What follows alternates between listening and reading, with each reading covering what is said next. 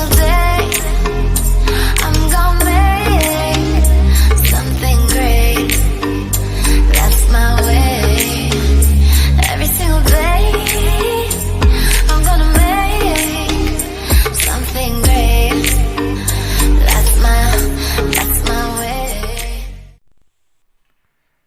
Саламатсыздар, құрметті қыздар, ханымдар.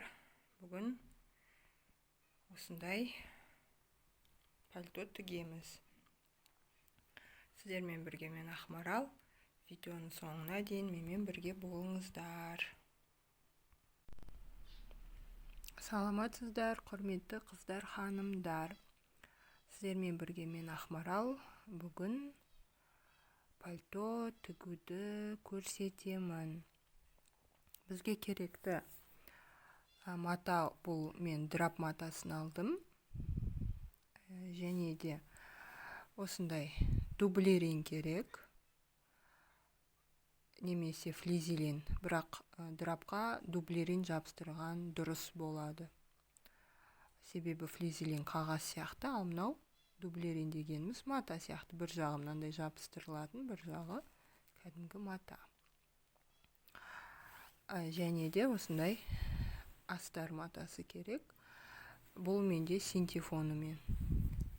Жылы болу үшін осындай синтефонымен стеганый. Ұзындыққа байланысты аластар. Матаны ұзындыққа байланысты аластар. Мен 2 метр мата алдым. Ұзындығы менде 1,30 және жеңін есептейсіздер. 65 сантиметр жеңін есептейсіздер. Сонымен белдік жасауға болады. Сонымен общий 2 метр мата керек. Егер қысқа пальто тігетін болсаңыздар, онда одан сәл қысқалау етіп аласыздар. Міне мен артқы бөлік және алдыңғы бөлікті қойдым. Қазір осыны қырқып алам. Маған егер қазір бұлай трапеция керек болатын болса, онда мынаны бері қарай қоям, мына жерден бастап. Сонда трапециясы шығады. Ал егер прямой болса, осылай қырқып ала береміз. Және жеңін 65 сантиметр етіп, дәл осылай қойып алып, жеңін қырқып аламыз. Одан кейін мынау астарға дәл сол осы матадан қырқып алған лекаламызды мынау астарға қойып, дәл солай қырқып аламыз. Бірінші қырқудан бастаймыз. Міне мынау артқы бөлік, алдыңғы бөлік қырқып алдық. Мынау жеңі, міне жеңін қырқып алдым және капюшоны. Енді осыларды мынау астар матасына, міне астар матасына қойып, дәл осылай қырқып аламыз. Тек қана мынау ұзындықтарына 2 сантиметр кем қырқамыз. Қалған жерін бәрін дәл солай қырқып аламыз. Жеңін де, капюшонды да қырқып аламыз. Міне барлығын астарларына қырқып алдық. Енді мынау дублеринге жабыстырамыз. Дублеринді полностью жеңіне жабыстырып шығамыз. Капюшонға, мынау драбымызға, мынау драп матамызға міндетті түрде жабыстырамыз. Шығыны сәл артықтау болады, бірақ сол кезде сіздің драбыңыз качественный болады, созылып кетпейді жаңағы. Мынау шынтақтың несі шығып кетпейді. Өте качественный болады. Және мынау артқы бөліктің драбына полностью теріс бетіне міндетті түрде жабыстырып шығу керек. Жақсылап үтіктеп, матамен немесе марлымен жақсылап, паровой утюгпен жақсылап тұрып. Алдыңғы бөлігіне де оң терісін біліп, теріс жағына міндетті түрде жабыстырасыздар. Сол кезде драптың качествосы өте жақсы болады. Міндетті түрде дублерин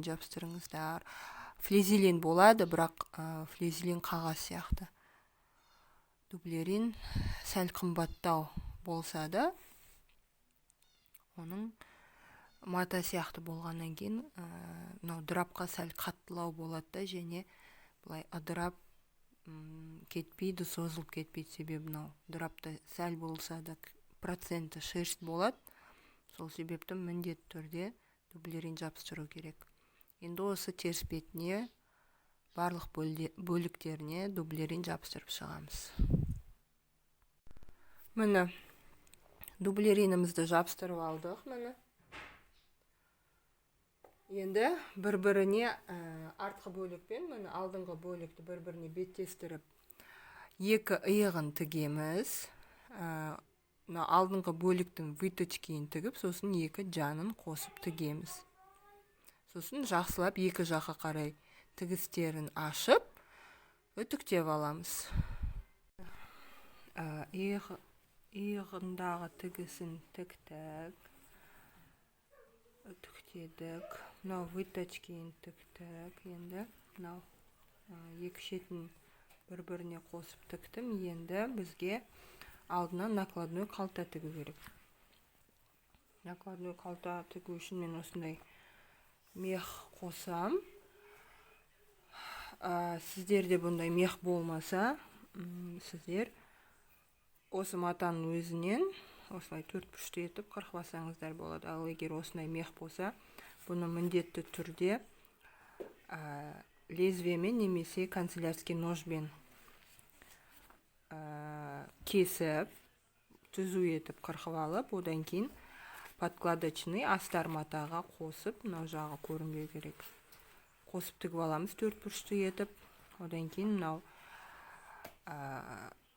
пальтомыздың қалтасы бар жерін, қалтаны қай жерге тігеміз, сол жерге инелерді шаншып, киіп көріп, орналастырып, төрт жағынан тігіп шығу керек. Одан кейін ары қарай тігеміз. Подкладын тікпей жатып, осы міндетті түрде қалтаны бірінші тігіп алу керек. Міне осылай астармен тіктім. Енді осыны аударамыз. Мынандай кішкене қалдырып қоясыздар, аударатын жер. Аударып, қалтаның орнына тігеміз.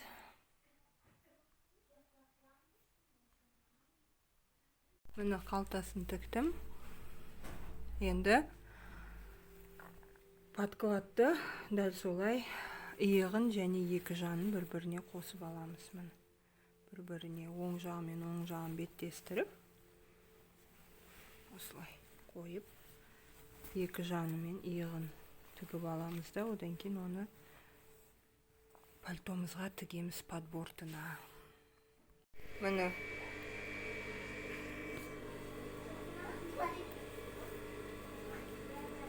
иығын екі жанын қосып тіктік. Енді бұны мынау подбортына, пальтомыздың подбортына қосып тігеміз.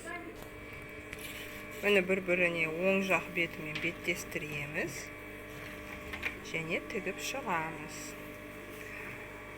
Тек осы мынау алдыңғы тігісін ғана, екі алдыңғы тігісін не ғана қосамыз осыны подкладты. Одан кейін жеңді тігетін боламыз.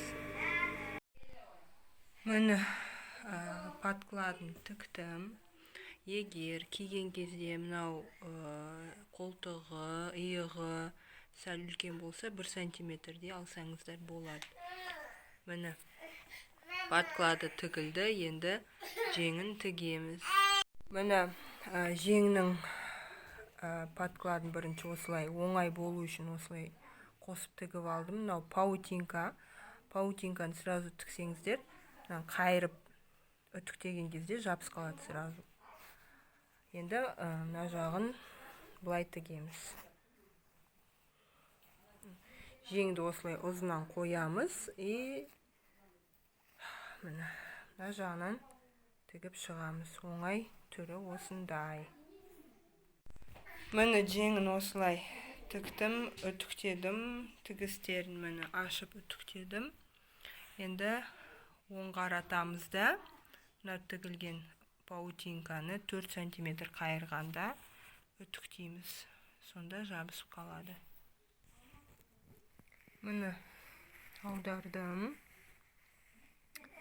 Міне етек жағын осылай 4 сантиметр. Міне 4 сантиметр қайтарып, жақсылап үтіктейміз, сонда жабыс қалады бағанаға паутинкамыз. Үтіктегеннен кейін алдымен драпқа қосамыз, одан кейін подкладты қосып тігеміз. Қазір астын және жоғарғы жағын инемен қыстырып аламда. Қолмен көктеп шығуға болады. Егер тура келіп жатса, сразу машинкамен тігуге болады. Киіп көріңіздер, мынау жеңі кеңдеу болып қалса, сәл 1 сантиметрдей кішірейтуге болады. Енді өзіңіз қалай қырықтыңыз, соған байланысты. Бірінші мынау драпқа, одан кейін подкладқа тігеміз. Міне жеңін қосып тіктім. Енді капюшонын тігеміз. Міне екі жағында осылай тіктім. Мынау үш жағы. Енді капюшон тігеміз. Капюшон бірінші подкладын драпқа қосып тігіп аламыз, сосын мойнын айналдыра тігеміз. Міне капюшоны бірінші мынау артқы жағын тігіп аламыз осылай. Подкладын тоже осылай тігіп аламыз, одан кейін мынау жағын қосамыз бір-біріне. Міне капюшонын тіктім. Енді бұны мойнына қосып тігеміз. Мына жерге қоямыз. Тігіп әдемілеп үтіктедім. Мына жерге қойып, бірінші үстіңгі жағына осылай артқы мойынның ортасын тауып, мынау тігіске бірдей етіп қосамыз. Айналдыра бұрышына шейін тігіп шығамыз. Одан кейін подкладқа қосамыз. Міне капюшонын тіктім. Міне сырты, жағы. Енді астыңғы жағын тігеміз, сомен петлясын тігеміз. Сомен дайын. Міне капюшонын тіктік, жеңін тіктік, қалтасын тіктік. Енді етегін қайырып тігеміз. Мына жерге белдік тағатын не тігу керек, язычок. Соны тігем қазір. Одан кейін мынау артығын қырқылап тастайым. 4 сантиметр осылай қайырып, 4 сантиметр ішіне қайырып тігеміз. Сосын петляларын жасау керек. Сонымен бітеді. Міне етегін тіктім. Дәл жеңін тіккендей осындай паутинкамен тігеміз. Қайырып жабыстырған кезде, үтіктеген кезде жабысып қалады. Мынау екі жағын обязательно осылай аудармай жатып, закрепка жасап аламыз. Қазір мынау жерін қырқып алып тастаймын. Артығы бұл алды. Және екінші жағын дәл осындай етіп тіктім. Осында алып тастаймын, 1 сантиметрде қалдырып. Сол кезде мына аударған кезде жері қалың болып тұрмайды. Міне оң қараттым.